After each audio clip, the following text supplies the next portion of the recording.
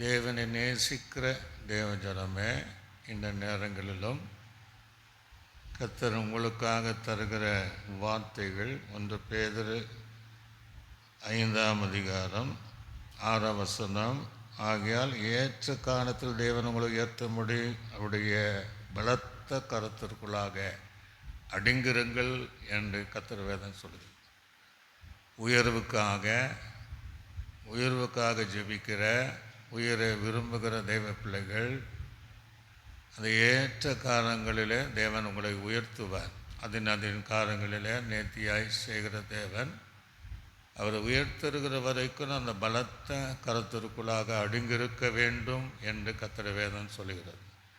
யோசேப்பினுடைய வாழ்க்கையில் 13 வருடங்கள் எத்தனையோ உபத்திரம் வந்தாலும் அடங்கியிருந்த யோசேப்புக்கு 30வது வயதில் எகிப்து தேசத்தின் ஒரு பெரிய கவர்னராக தேவன் உயர்த்தினார்.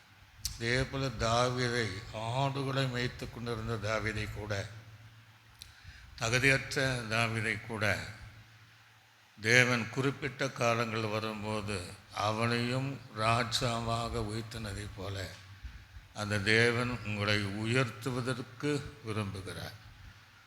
என் நாமத்தை அறிந்திருக்கிறபடி உயர்ந்த அடைக்கலத்தில் வைப்பேங்கிறார். என் நாமத்தினால் ஒரு கொம்பு உயரும் என்று சொல்லுகிறார்.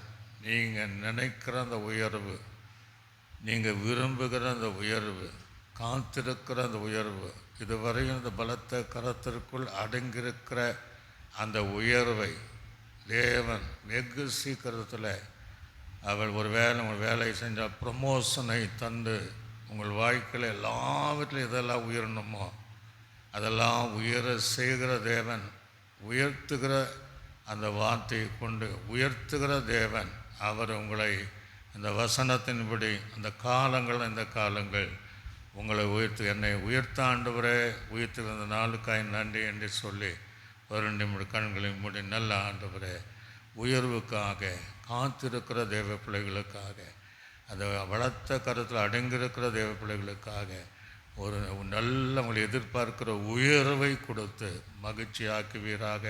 இயேசுவின் நாமத்தில் நல்ல பிதாவே.